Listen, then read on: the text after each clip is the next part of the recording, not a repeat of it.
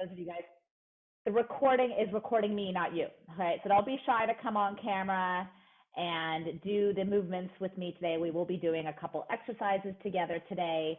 Nothing that's going to make you sweaty or make you have to change your clothes or change your workstation setup or anything like that. We're just going to be learning some basic movements we can do at our workstation. So thank you, Kimberly and Anita and Lisa, for turning your cameras on. Anybody else that can turn their camera on and join me, great. If not, don't worry about it. It's not required at all. It's just encouraged because we want to feel like we're in a room together, learning together, and keeping your cameras on just helps me with that as a presenter. So I appreciate that. Again, feel free to open up your chat box and tell me where in the world you are calling from today. I'm not exactly sure why my chat box is not up, so give me one more moment to get that open. Sorry, sometimes Zoom can be a little bit finicky for me. So I'm going to go ahead and try this one more time. Carlsbad, beautiful. I love it. Okay, there we go. Beautiful. Houston. All right, here we go. We're all set up. I can see everything I need now. My name is Zeena Dhalla. Thank you all for joining me today. A little bit about me. I did graduate from Northwestern University here in the United States. So if there's anybody else that's a wildcat on the call, please feel free to tell me, or if you're from the Chicago area, please feel free to share. I am certified in a myriad of certifications, the most important of which is something called the Egoscue Institute. If you've never heard of the Egoscue Institute, I'm seeing Kimberly shaking her head. Yes, you've heard of the Egoscue Institute, right? It's a form of postural alignment therapy that I practice. I'm a really big, passionate advocate for the Egoscue method. It's really been successful for a lot of my clients as well as for myself. So you'll be learning some of the theories today about Egoscue and postural alignment therapy, as well as ergonomics, because I'm also an ergonomics assessment specialist as well. I'm an author of a book called Pilates, Sculpt and Shape the Pilates Way. Basically, this is my life's work. Exercise, posture, ergonomics. It's what I do all day long. And then what I do for a job specifically is teach corporate workshops, just like you're about to see today, on the topics of posture and ergonomics. So today you're seeing sort of a combination of posture and ergonomics put together, focused on neck stiffness, but we do have two separate workshops that we teach here, one on posture, one on ergonomics. And our biggest customer is Google. So I feel very, very blessed that we teach for Google on a weekly basis. So it's a wonderful, wonderful gig. Our mission as a company is to inspire office workers to decrease pain and increase productivity. And we do this through results-driven ergonomics and posture exercise programming. So once again, posture and ergonomics is really big here. So for the next 40 minutes or so, I'm going to dig into posture, what it is, and what are some common posture deviations that create that neck stiffness that you might be dealing with, or some of your employees might be dealing with. We're going to go through some movements together today that are going to help us get us out of some of that pain, that discomfort we're in. I'm going to dig into ergonomics, how we should be sitting and standing at our workstation. We'll go over how we should be texting on our phone. And then, like I said, I'll just finish at the end with a little bit about some of the solutions that we offer here at Vertical Line. So if that sounds great to you, give me a thumbs up on your chat or your screen, or in the wherever you are, you're listening to me with energy this morning, this afternoon, whatever time of day it is for you. Thank you for joining me. So I'd like to start with just a couple statistics, because research is really important. I read research all the time on these topics. And if you look at this systematic review of 34 studies, it tells us for every 100 people that you have on a team, 15 of those people are going to take sick leave because of pain or stiffness. And 5 of those 15 people do not return to work within a month. Okay, I'll say that again. 100 people, 15 take sick leave, 5 of those 15 take more than a month off, all right? So that's pretty staggering, and clearly there's going to be an economic impact, but there's also going to be a productivity impact, which is going to have an economic impact for everybody, right? So this study shows us that if you are already experiencing neck pain or neck stiffness, you could be experiencing up to a 36% loss in productivity. All right, 36%, 1/3 of your workday that could be lost as a result of the stiffness. That is not a good thing. And we saw a bunch of studies at the beginning of the pandemic. Trust me, I was following this. 2020, 2021, 2022, all of these things all of studies have come out showing that we're seeing an increase in neck pain as a result of a lot of us working from home, all right? A lot of us working from home. So The reason why these things are happening is because our bodies were just not designed to do what it is we're asking our bodies to do. We were designed as human beings to hunt and gather and lift and pull and run and squat and hike. And instead, we're sitting and standing and driving and texting and calling and typing and reading, right? Lots of stationary activity. We're even sitting right now to chat with each other on this call. So I also want to point out that since 2020, since we've been working from home, a lot of us working in hybrid situations, and with tons more video calls, and for goodness sake, we're on a video call here together, we are clicking from meeting to meeting more. Raise your hand if sometimes you find yourself going from meeting to meeting and you're literally clicking from one Zoom call to the next, right? Like, we're not getting up and walking from Zoom call to Zoom call. And then there are so many people who email me, HR directors who email me and say, oh, don't worry, we don't need to have ergonomics. We have a remote team. Well, how do you know that your remote team is working safely from home? You don't. If they're working on a laptop on a kitchen table, that puts everybody at risk, all right, for a RSI or ergonomic or carpal tunnel or any kind of workers' comp claim and things like that, right? So we just want to make sure that we are also working from well-designed, well-put-together ergonomic workstations from home. Okay, so let's talk for a second. What is good posture? I throw that word around a lot, and everybody sits up straight when I say I'm a posture specialist, but posture is not just the upper body. It has to do with the whole body, which is why it's important to really figure out your whole entire workstation, including your chair, your foot position, all of it. So posture is really important. It begins from the feet and works all the way up through the body. So when we're looking at someone from the front, we want to make sure that the feet, the knees, the hips, and the shoulders are parallel, symmetrical, on the same plane. And we want to make sure that the shoulders, hips, knees, and ankles are stacked on top of each other. We want the hands by the sides of the body with the palms facing the body. All right, these are all things that we want when we're looking at somebody from the front angle. Now, if we're looking at somebody from the side angle, there is something called the plumb line. This is called the plumb line. It's also called the vertical load, okay? Plumb line or vertical load. And let's say like someone sends me pictures, or like, Zeena, evaluate my posture. So they'll send me their pictures and I'll put a line right here at the ankle joint. And then I'll see, where does that line fall on the body? And ideally, we want that line to go through the knee, through the hip, through the shoulder, and through the ear.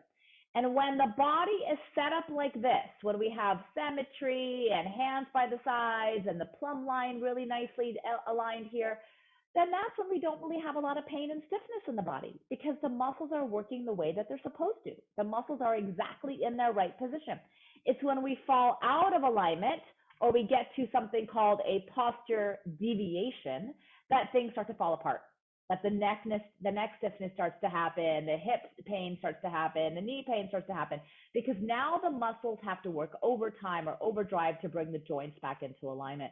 And this list here is a list of posture deviations that we go through in our posture workshop. When I'm teaching the full workshop, we go through one by one and we really teach people all the different deviations that could happen in the body and what to do about them. All right, but today I'm going to just focus on the top 3 that are very common for when people are sitting or standing at a workstation all day long. So the first one is called kyphosis. Okay, so raise your hand if you feel like you look like this. I'd say like 95% of the people should be raising their hand, because this is a very, very common posture deviation.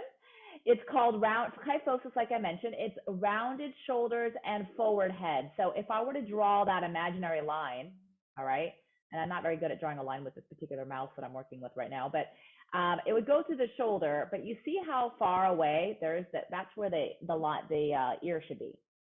Do we see how that ear is way in front of that dot, right? So of course there's going to be neck stiffness and neck pain that comes from these poor little muscles that are holding this 10 to 12 pound bowling ball forward of the center of gravity. All right, that's going to be painful and it's going to create neck stiffness. So kyphosis is definitely something we're going to look at today. We're going to talk about how to get over today, what exercises to do for it. But there is something else I want to point out, and that's the pelvic position.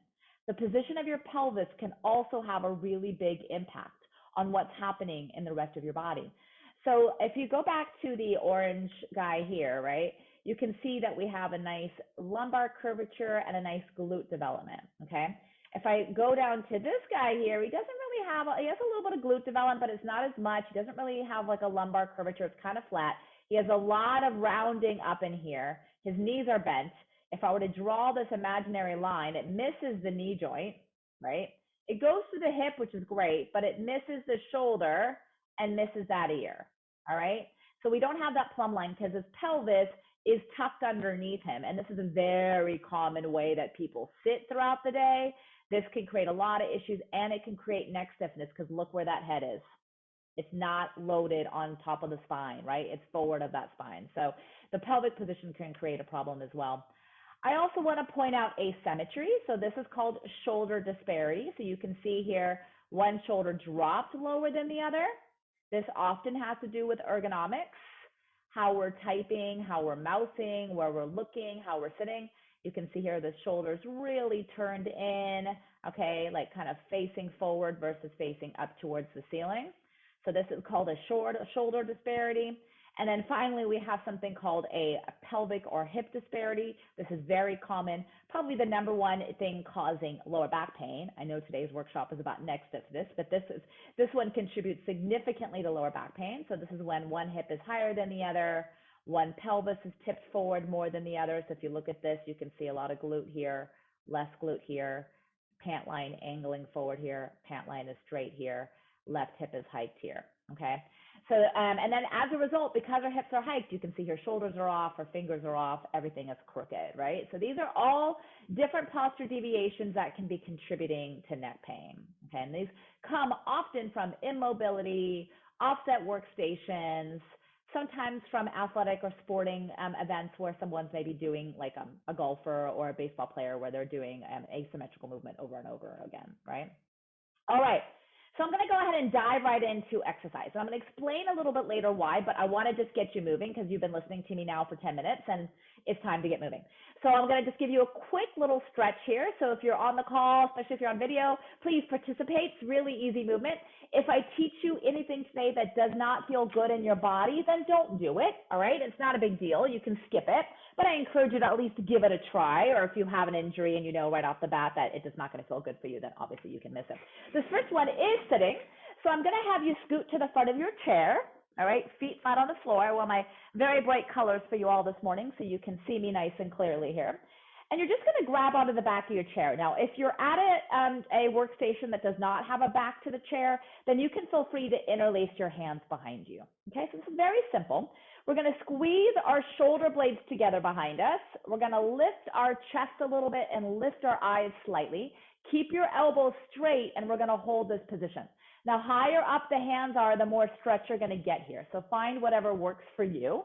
You're going to keep holding this position for another 30 seconds or so. And let me just explain what we're doing here. So we're opening up our chest muscles here, our pectoral muscles.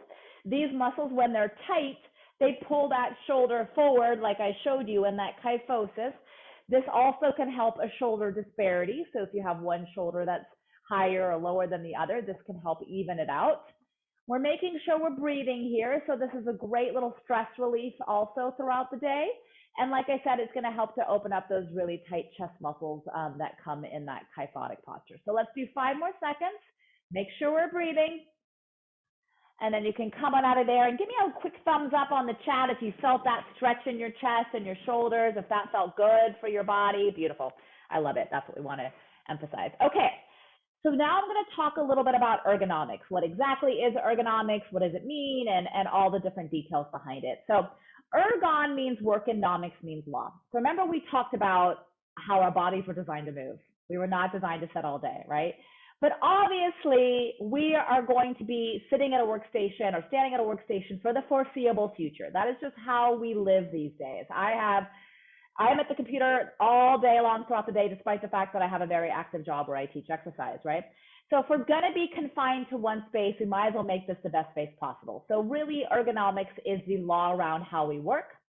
And if something is deemed ergonomic, like, oh, it's an ergonomic chair or an ergonomic workstation, it means that it's adjustable so that it can work within how you and your body needs to work throughout the workday, right? So if somebody says, this chair is ergonomic, the first thing I'm going to look for is adjustability to make sure it's going to fit for your body and work for you, all right? All right, so here are some statistics behind ergonomics. An ergonomics program can reduce workers' comp claims, or workers' comp costs, by 70%. The implementation of an ergonomics program can reduce musculoskeletal disorders by an average of 61%. Lost work days on average can reduce by 88%. Big numbers, big numbers. And females can suffer more from ergonomic musculoskeletal disorders than men. Why do we think this is? It's because of desk height and average height. So again, these are averages. This may make it clear, these are averages. So your average female is about 5'4", 5'5" inches in height. Your average desk is going to be 29 inches. If you do not teach someone who's 5'4" how to sit properly at a 29-inch desk, that desk is going to be too high for them. More often than not, the desk is positioned too high, the elbows are bent too much, the shoulders are elevated, and that puts that person at a risk for neck, shoulder, wrist issues. All right, so just FYI on that. So this information and this education is really important. So there are a couple different ways that we can intervene if somebody is experiencing neck stiffness or any other symptoms. We can change the equipment, and that's awesome. It's a great way of change the chair, change the desk, change the mouse, change the keyboard. Obviously, that's what people think of. But I also want to remind you what's really important is the education of the employee. Education of the people on this call. So you all are here, you showed up because you want to learn more about this. That's great. Hopefully you learned something today. But the idea is if you can give somebody a $2,000 chair, but if they don't know how to set it up properly, that's not necessarily going to solve the problem. So we really have to also include education in all of this. All right. So raise your hand if you ever look like this gentleman slouching over the computer here, working at the workstation. Yeah, Anita shaked her head. Yes, yeah, Kimberly's laughing. I love it. I mean, listen, my hand is raised. I look like this sometimes as well, right? So just to FYI, and I actually just read about this research yesterday again, so this keeps popping up in my world. We do not want to sit slouchy for longer than 30 minutes at a time. It's okay to move through the position throughout the day, but you do not want to be like this all day long. All right, so again, we can see how that's going to place tension on that neck, right? But there's also research that's showing us that something called creep can occur, and this creep happens in the lumbar region of the body, and it's defined as progressive deformation, all right? Deformation means deformed. Your body is actually deforming, all right? We don't want that. We don't want to sit like this for longer than 30 minutes because then we have inflammation and then we have pain, or in the case of this workshop, stiffness, all right, stiffness. All right, so we've already done an active posture break. We already did one just now with the chest stretch, but I'm going to speak to you now why it's really important to do these throughout the day. The number one tip advice I have for you if you're experiencing neck stiffness is this, all right? Because the research is showing we cannot be sitting still and staring at a computer all day long without doing some sort of movement. Cornell University is telling us to sit for 20 minutes, stand for 8 minutes, and stretch for 2 minutes every 30 minutes. I don't even do that. That's a lot of movement, all right? But I'm at least showing you what the recommendation is. Realistically, I'm going to ask you to do these movements every 60 minutes or so. That's a little bit more realistic for what you can probably fit into your day. Now, another study shows us that if we can implement this, if you can get into the habit of doing some sort of movement, getting up, walking around, posture break, posture stretch, changing your position, you can reduce the onset of neck and low back between 55 and 81%. And you can reduce the recurrence by 65 to 78%. Really big numbers, okay? So again, the recommendation is for every 30 minutes or 60 minutes, it's gonna be realistic as well, but I'll tell you 30, so you hopefully get it in every 60, is to take a break, all right? If you're gonna take a break, you might as well do something to work on that posture at the same time. We might as well work on combating our posture deviation, right? So we're gonna, kill two birds with one stone here, all right, with these movements. So exercise number 2, we're going to be sitting again for this one. I promise we will do a standing one, but let's have you scoot to the front of your chair. Now that we've stretched out our chest muscles, we're going to strengthen our upper back muscles a little bit. So we're going to bring our arms out to a T position. Make sure your kneecaps are facing directly forward in front of you, not splayed out to the side, okay? We're going to squeeze our shoulder blades together behind us. I'm going to turn around so you can see. Really squeeze that shoulder blades together. Keep the squeeze, and now circle the arms forward. Okay, keep that squeeze, circle the arms forward. Make sure you're squeezing. Try to keep your shoulders away from your ears and try not to stick the head forward. Imagine your head is up against an imaginary wall behind you as you circle those arms. Right, keep going. We're going to do about 20 more. Make sure you're smiling Smiling helps everything feel better, all right? Again, get that little squeeze back there on the scapula. That's really important. Okay, now you can pause there. Turn your palms face up. Squeeze the shoulder blades together behind you again. Keep your elbows straight, and now circle backwards. Yeah, circle backwards. Make sure you're circling backwards, not forwards. Now, this is going to be a little bit more challenging, all right? If that felt a little more challenging for you, it's because, remember, our shoulders tend to be here, and now we're turning our palms face up, which means we're working muscles that we have not worked in a long time. So smile if you're feeling these muscles working back there. Yeah, I'm seeing some smiling. Beautiful. Keep going. Let's do 20 more. Get that squeeze. Make sure you're breathing. Keep your head in alignment. So think about that plumb line, ear over shoulder, over hip, over knee, over ankle, or sitting if you're sitting, then over your hips. All right, we can do it. 5, 4, 3, 2, and 1. Woo. Give me a thumbs up if you felt that one.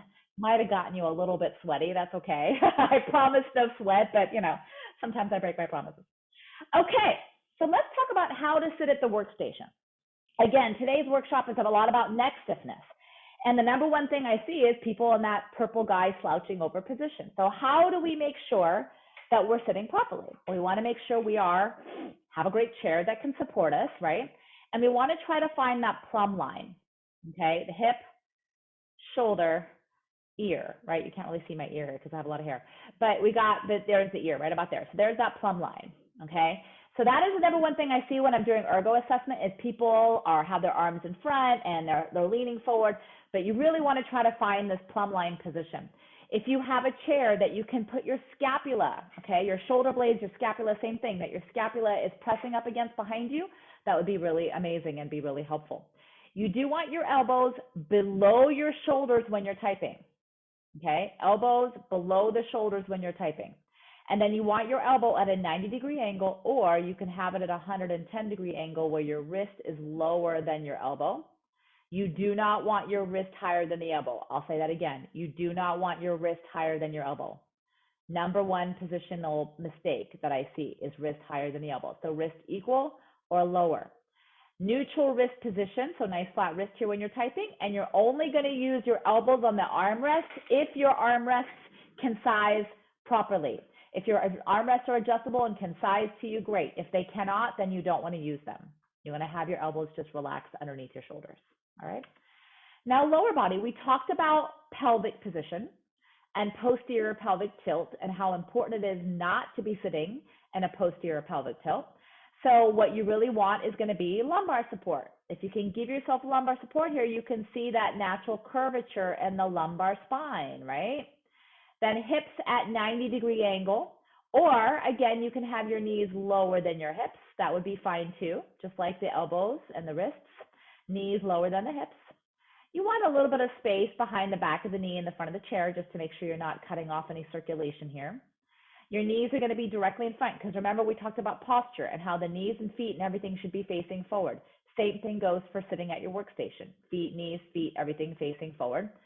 And then feet flat on the floor, and you want your ankles at a 90-degree angle, okay? And then in terms of standing, if you have a standing workstation, ear over shoulder, over elbow, over hip, over knee, over ankle, okay? So looking for that beautiful plumb line. Elbow at a 90-degree angle, or this one I'm a little bit lower here. Neutral wrist position, toes facing forward, feet hip width or distance apart, eyes looking forward. My monitor here is in a poor position. My monitor should be a little bit higher. It should be more like where this dot is here, okay?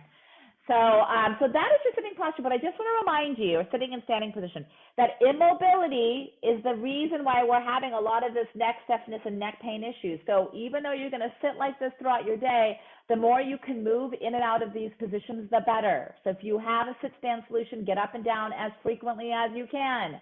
Get your posture breaks in, get up and walk around, take a break, or it is okay to scoot to the front of your chair and work in a good upright position in the front of your chair for a little bit of time just to break it up, okay? But we don't want to be slouching for more than 30 minutes. That's the big rule. We already know that. All right, so here's your pop quiz for the day. Open up your chat box and tell me what is wrong with this picture. Now that you know, now that you've been educated, what is wrong with this picture?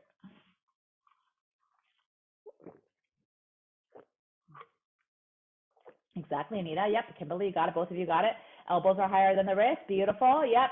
Slouching arms are outstretched. Beautiful. You got it. So you can see the slouching here. So remember we squeezed our shoulder blades on that exercise we just did? That's called scapular retraction. When our arms are in front and we're doing this thing called the reach, our scapula is not retracted. Our scapula is protracted, right? And that's what we want to try to avoid. That's where we get that slouchy, kyphotic positioning. So just be cautious you're not reaching too much. Bring your keyboard close to you. Bring your chair slightly higher if you need to. Bring your back of your chair up so you can use the back of your chair to try to find that plumb line. All right? Beautiful work. Great job. I'm glad everyone's paying attention. All right, we're ready for our next exercise. This is a standing one. This one's going to take a little bit of a minute because we're going to hold it for a minute. So I'm going to move my chair back here and use this as a timer. I'm going to have you interlace your hands. Get my camera up a little bit. I'm going to have you interlace your hands like so. Okay. We're going to stand with our feet in a parallel position like so. And then I'm going to bring my hands up. Now, if you have neck pain, shoulder pain, or an injury of some sort, this is your modification. You're going to keep your hands slightly in front of you, okay, slightly in front of you. If you'd like to try the full exercise, then you can go ahead and bring it all the way up, but watch me for a second. We want to avoid this, where the hips come forward, okay? We want to try to have the hips over the heels. I can wiggle my toes here. Arms are going to go backwards, and you're going to look up, and we're going to try to find that plumb line position, ear over shoulder, over hip, over knee, over ankle in this position. Okay, so the timer is starting now. You have 1 minute to hold this position. Looking so good there, Anita. I love it. Kimberly, looking amazing. Lisa, beautiful work. See if you can get those arms straight if it's possible. Amy, yeah, there you go. Beautiful. Amy, looking good there. Love it. Keep going.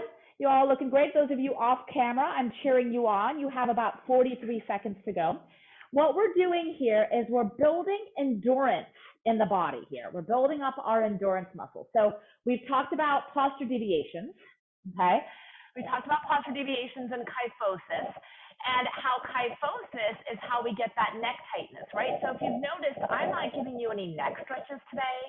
Not that neck stretches are bad for you. They're great for you. They feel good. But what I'm giving you are exercises to improve your posture because I want to get to the root cause of this. I don't want to just Band-Aid it with a neck stretch. I want to teach your body how it should be sitting so that neck stiffness is no longer an issue. All right, we're almost to the end there. Oh, there we go. The timer is done. Beautiful. Give me a thumbs up if you felt that. So that exercise takes 1 minute, is obviously challenging, and strengthens those upper back muscles so that we can get our body into a better postural position. Okay, I have another one here. Stay standing. This one works on the pelvic positioning. So remember we talked about how a posterior pelvic tilt, all right, can create neck stiffness and neck tightness because then the whole body is slouchy. So this exercise is going to help getting our pelvis moving a little bit so we can get our pelvis into a better position. So I'm going to have you place your hands on the back of your chair or on your desk. Okay, if you do back of your chair, you turn to the side angle, then I can see you, but it's not that important as long as you're doing the movement.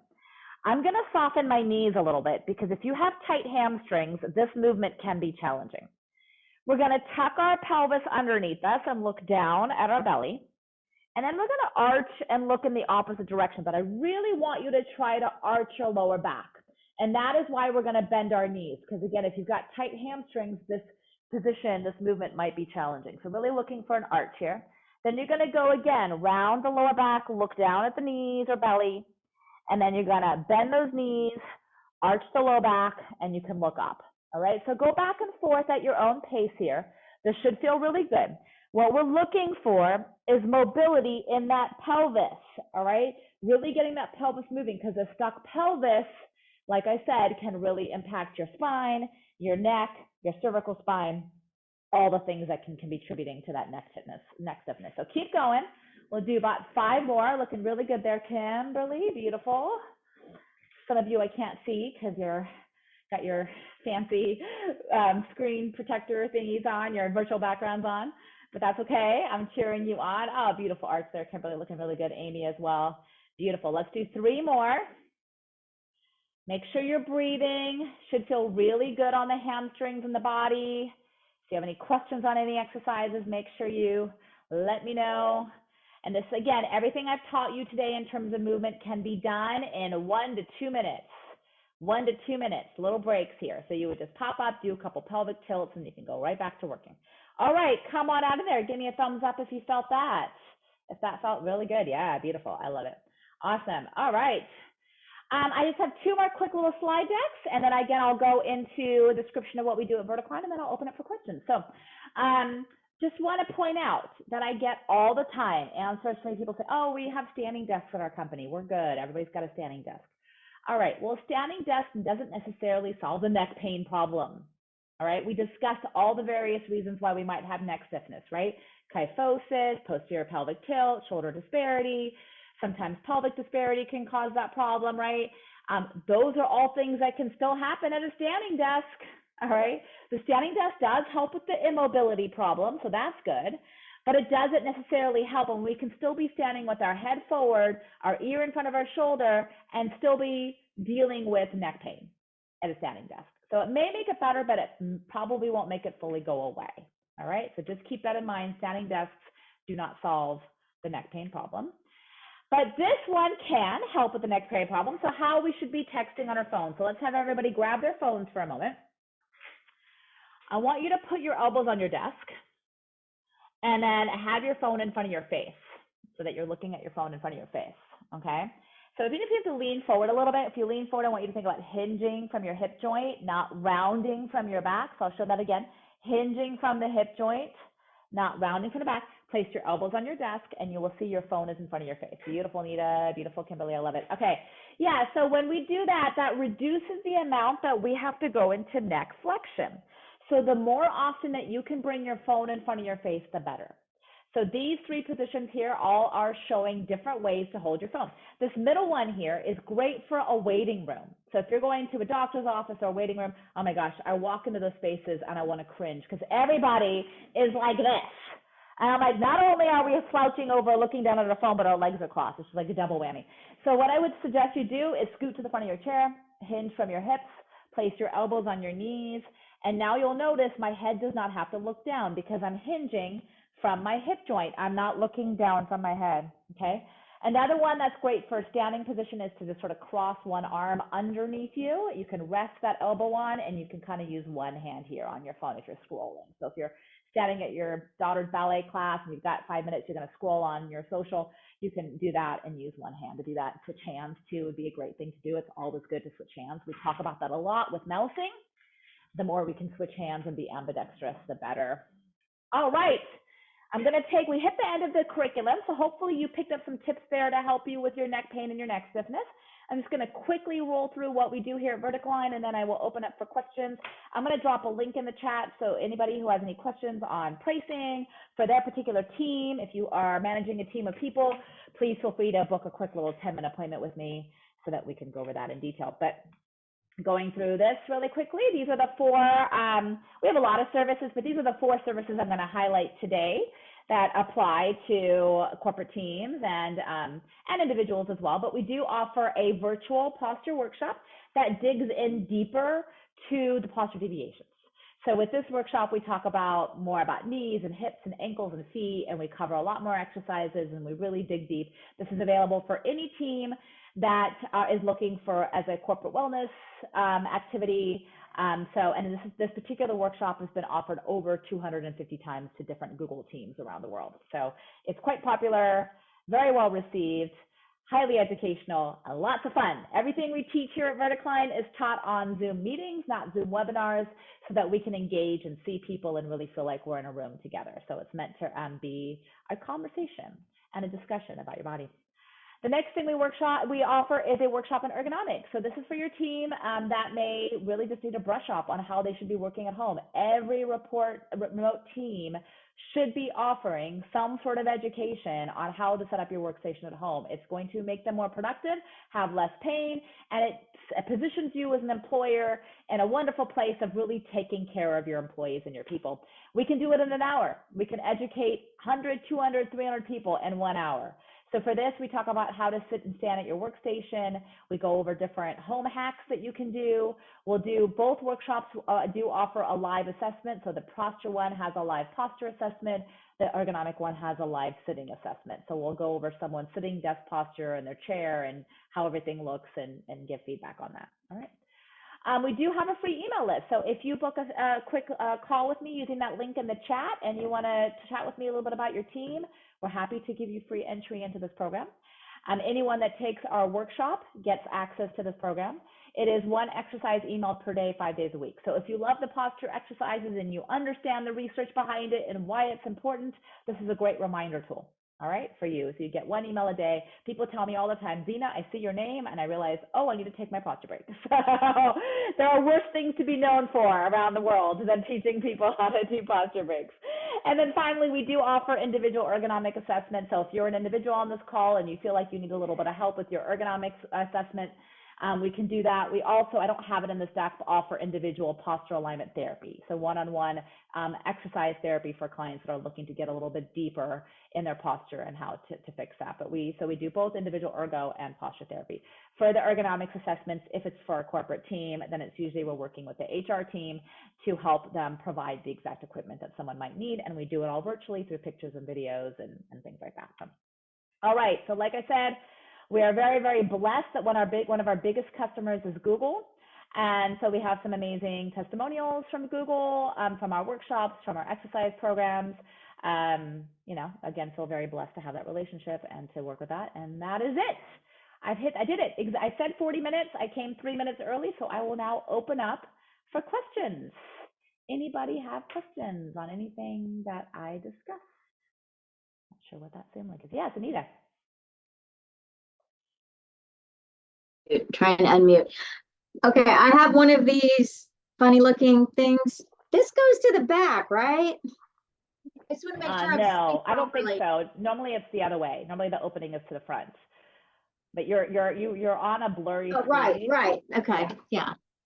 That's what I. So how does that feel for you, by the way? That's not where. Does it feel okay that way? Yeah, it does. Okay. One thing to be mindful of if you're using any kind of pad on your chair is that it is going to elevate you by an inch or two. So you want to make sure that your lumbar support on your chair is adjusted accordingly. So if you've got a chair that has height lumbar, when we do the ergonomics workshop, and I have a full hour on ergonomics, I'll go over the desk setup on a chair. But for example, this chair has a lumbar support right here, and this chair can go up and down, right? So I can make an adjustment based on the height of the person to make sure. So some chairs have this, some chairs don't. But if you are using a pad, like I mentioned, you just want to make sure that your lumbar support goes up as well, because it's going to elevate you slightly. Now, using a pad is awesome. It can take the pressure off the sit bone. It can elevate your average female, like I mentioned. Oftentimes females are sitting too low, so it can elevate you and help you get a better elbow position. So overall, it's great. Just be mindful that you also have great lumbar support. Yeah. Yeah, Jeff, how did I get involved in doing these types of workshops for companies such as Google? I just kind of got lucky. I got referred into Google at the beginning of the pandemic. I taught my posture workshop for them, and I did a sample sales session, and they loved it. And there were 150 people on the call that were decision makers that had budgets. And so I am a preferred vendor. And anytime a team is looking for a virtual event for a wellness week, they'll come to me, not anytime, but oftentimes they'll come to us. We also offer another program called, let me bring it here, the next slide here. It's called Posture Break Live.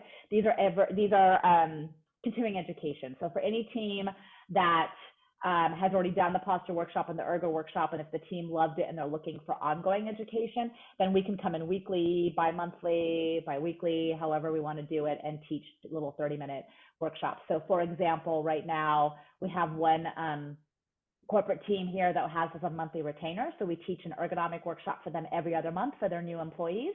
And then on the off months, we do a different posture break live topic. So last month we did pipetting, which is they have a lab. So it's different ergonomic solutions for pipetting.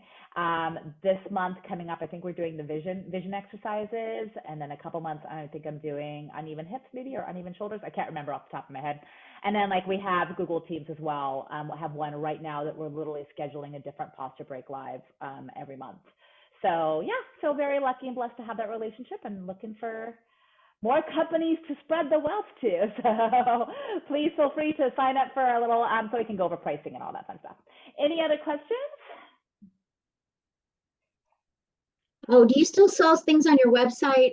I'm not looking at the moment, but didn't you have special, I know I need a smaller, because I have very small hands, and I do have Don't you recommended find? products on my website. Let me scrap my share so I can bring it up so I can bring it to you. I don't specifically promote one brand. I just, if there's something that I find that I like that's working for me, I will blog about it or do a video about it or place it on my recommended products page because people are often looking for things. So I'll share the screen for you. In terms of a mouse, you're welcome to email me or, like I said, schedule a little 10-minute appointment and I can give you a recommendation for a mouse. I would say my biggest favorite mousing solution is a vertical mouse. So there's a couple different options here. So a vertical mouse, if everyone takes their hands up for a second and you take your palms face down like so. This is called pronation of the wrist of the forearm, okay? This is not neutral position. This is, if you look at my muscles here, you can see that when I turn down, you can see my muscles strain a little bit, right? So when we're micing and typing like this, it can create a lot of strain on our forearms and wrists. So one of my favorite inventions lately is called the vertical mouse. So if you look at this mouse here, it takes the hand from here into a more neutral position, okay? So the Anchor one works decently well for small hands. The Unimouse is not good for small hands. I do have a worksheet a spreadsheet of other recommendations for smaller hands. So Anita, if you want to email me directly, I'm happy to send you a couple mice that are better for smaller hands. This roller mouse, or I actually need to add the contour mouse on here. If you look down at what I'm using right now, I'm not even using a regular mouse. I'm using what's called a roller mouse. And this helps me get more ambidextrous movement into my day so that I'm not always using my right hand constantly. So I'll go back and forth, and then this is my mouse. It moves, you can see it move on my screen. So yeah. So there are tons of mousing options. It really just depends on the person and their size and what might work for them. So yeah. Any other questions? What classes are available for individuals, not companies? Yeah, no problem. So let me go to my services here just to pull it up. So we have one-on-one posture alignment therapy, and this will be with me directly. I'm the only posture alignment therapist in the company right now. So we have one-on-one posture alignment therapy where I'll meet with somebody for an hour at a time, and we'll design a home-based exercise program for you specifically. So you might have, so for example, if we've noticed that your hips are off and your shoulders are off, then we're going to give you exercises to help align your hips and align your shoulders. You're going to go away. You're going to do those exercises every single day for a week. You'll come back and see me the following week, and then we'll reassess, and we'll do that ongoing for anywhere from 2 months to 6 months, depending on the person. Sometimes we'll spread out the meetings every other month so that you can, if you're spending money and you're budget conscious, we'll spread out the sessions so that you're only seeing me every other week. As long as you're doing your exercises every day and you're compliant, that works for me. So individual one-on-one posture alignment therapy, and I can drop this link in the chat so that you can grab it and look at the pricing and all that fun stuff. And then we also do individual ergonomic assessments. So this one's usually an ergonomic assessment. It's very rare that I do it with an individual because more often than not, the company should be paying for it. I'm going to be honest. It is part of the OSHA general duty clause that your employer is required to provide a safe space for you to be working, and workstation terminal safety is included in that. So if you're able to get your company to help pay for your ergonomic assessment, I would recommend that. But if not, there are people who have reached out to us and paid for it themselves because they're just not getting it at their office. And so for this, we will meet with them one-on-one, usually a 30 to 40-minute video session, and then we'll issue a report. Again, usually that report goes to HR because the HR team will purchase the equipment and outfit the employee. But like I said, if you're doing it for yourself, you can do that as well. And we can issue the report to you. And in that, we'll give you some exercises you can do as well. But it's less of a posture assessment and more of a workstation assessment. So the exercises we give you are going to be more exercise, like daytime work friendly, whereas in the one-on-one posture alignment therapy, we're going to give you exercises that you might have to do on the floor or standing against a wall or using some yoga blocks, whereas the exercises here in the ergonomic assessment are going to be like today's exercises that are going to be things that you can do throughout your workday. Does that make sense, Lisa? Hopefully. Beautiful. Okay, awesome. Any other questions? Neck stiffness. Thank you so much. Yeah, hopefully you learned something. Yeah, feel free to reach out to me. And then I will be sending out little follow-up emails to you all just to check in. And if you have any questions, feel free to book a 10-minute meeting with me here at this link. at the HubSpot link here that I'll drop again in one more. Nope, I don't have it anymore because I copied something else. So hold on, let me try it again. If you want to ask more questions, talk about pricing for your team or for yourself, I'm happy to meet with you. And it's really easy to book on my calendar. So thank you Thanks, all. Zeena. Hi, Paula. So lovely to see your face. Paula was one of my first personal training clients. How many years ago? 20. Are we allowed to say how long it's been? 20 or 30. 2001. It was before I was even married. I had a different name. So 2001. So what are we now? 22 years, 23 years ago. So I'm still doing it. I'm still here in the fitness industry, alive and kicking, gray hair and all. Thank you all for joining. I really appreciate your time. Feel free to reach out to me. Please do your posture breaks, posture exercises, and hopefully I'll see you sometime soon. Goodbye. Thank you.